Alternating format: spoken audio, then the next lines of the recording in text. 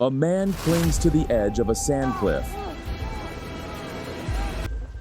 barely hanging on. One wrong move, and he'll plunge 100 meters onto jagged rocks. What will happen? Will he survive, or is this the end?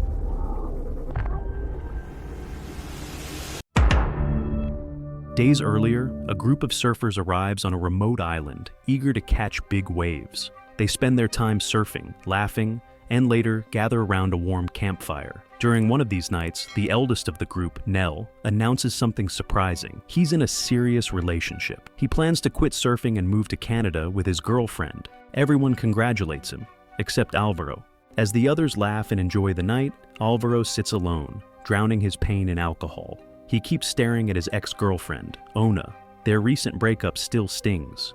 It ended due to Alvaro's constant arguments and infidelity. Later that evening, Ona dances with another man. Enraged and drunk, Alvaro lashes out, starting a fight. Nell steps in and separates them before things escalate further. Afterward, as the group sits and talks about life, Nell asks Alvaro what's really eating at him. Alvaro confesses Nell shattered their dream. They were supposed to travel the world, surfing and chasing women. But now, Nell sees all that as immature. He's in love, and to make things more serious, his girlfriend is expecting. Still, Nell tries to make peace, inviting Alvaro to visit them in Canada sometime.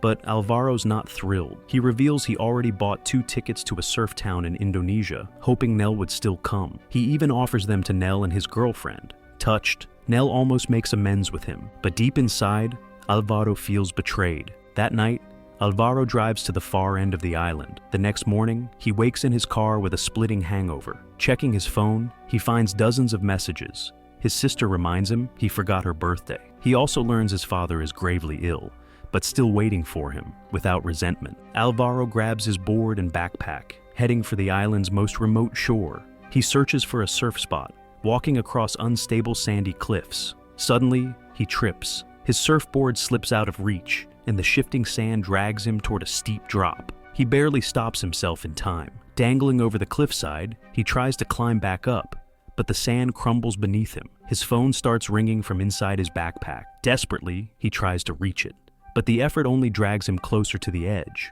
Soon, he's suspended directly above sharp rocks and shallow waves. With no way to climb or call for help, he listens carefully, hoping to catch the rhythm of the waves below. He waits, then finally jumps. He slams into a submerged rock, injuring his hip, but manages to resurface. Gasping, he crawls onto a rock and takes a step, only to collapse. His hip is broken. Time passes. When he wakes, he's covered in cuts. His palm is gashed, his thigh is bleeding heavily, and he has a head injury. But he can still move his toes. Reaching for his phone, he finds it smashed beyond use. He yells for help, but no one is near. He rips his shirt to wrap the bleeding hand, then considers his options. Swimming back seems impossible, but it's his only shot. He slips into the water, half paralyzed. Using one arm and one leg, he tries to swim, but fatigue sets in. Sharp pains shoot through his stomach from internal bleeding. He cries out, overwhelmed, and starts to sink. Alvaro stops fighting.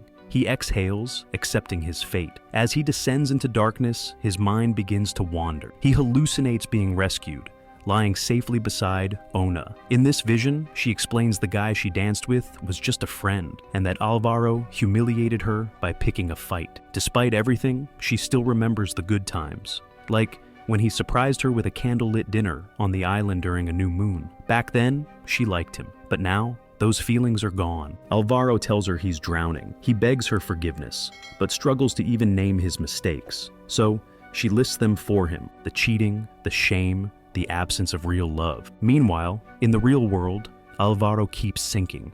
His final thoughts spiral around his fear of being alone. In his mind, Ona gently holds him, saying they should break things off and start fresh. She insists he must live. There are still people who deserve his apologies. She kisses him goodbye. Suddenly, Alvaro pushes off the ocean floor and swims upward. Ona vanishes from his mind. He breaks the surface and makes it to shore. Collapsing in the shade of a massive rock, flies swarm his open wounds. No help is coming. Then, he spots a shattered surfboard on the beach. Realizing he must escape, he crawls toward it. But the tide grows stronger. A wave crashes, slamming him headfirst into the rocks. He blacks out. When he wakes again, he's submerged in the rising sea. His backpack strap is snagged on a rock, pinning him. A helicopter passes overhead, but doesn't see him. As the tide recedes, Alvaro remains stuck against the stone, still clutching his backpack. A seagull lands beside him and starts pecking at the raw flesh of his wounded palm. The pain jolts him awake. He drags himself into the shadows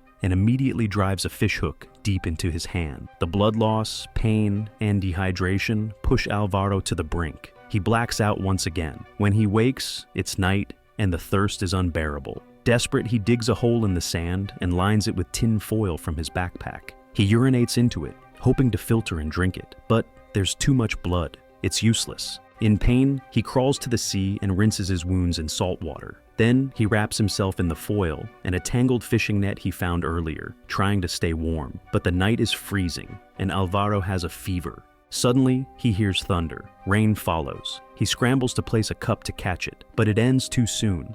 He only manages to collect a few drops. All through the night, he whispers to himself, "I don't want to die." At dawn, the seagull returns, but this time, Alvaro is ready. With a stick sharpened and nailed at the tip, he drives the bird away, screaming in frustration. Then, a sound, a phone ringing.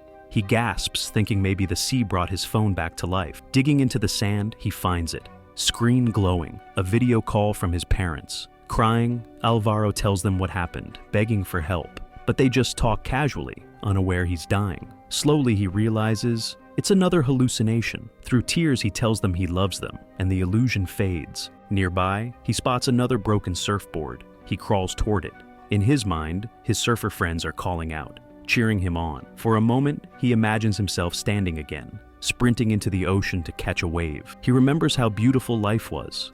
The sea, the freedom, the people. But in reality, he's still lying broken on the beach, whispering, "I don't want to die." He speaks to the circling seagulls, almost chanting, trying to prove he's still alive. Then, thinking of Ona, he gathers every last bit of strength. He climbs onto the shattered board and begins paddling out. Ahead, he sees a boat. It might be real, it might not, but he keeps swimming until his body gives up. He sinks again, hope slipping away. His final thoughts are of Ona. Then, light. A boat appears overhead. A scuba diver plunges into the sea and grabs him. As they rise to the surface, the medallion around Alvaro's neck slips off and sinks. A piece of him stays behind. A helicopter arrives. Medics rush in. He's rushed to the hospital, alive. Sometime later, Nell visits. Alvaro, weak but awake, tells his friend what kept him going.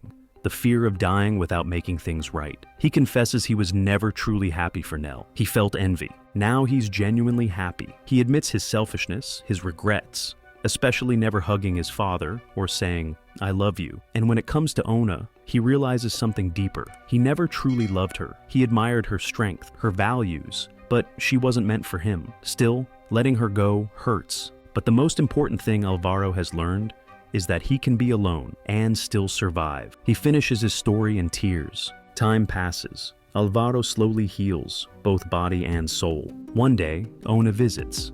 This story is inspired by real events. A surfer named Alvaro Vizcaino once vanished for 2 days and was eventually rescued, exhausted, drifting 2 kilometers from shore. So that's it. Hope you enjoyed the story. Don't forget to like, subscribe, and hit the bell icon for more videos.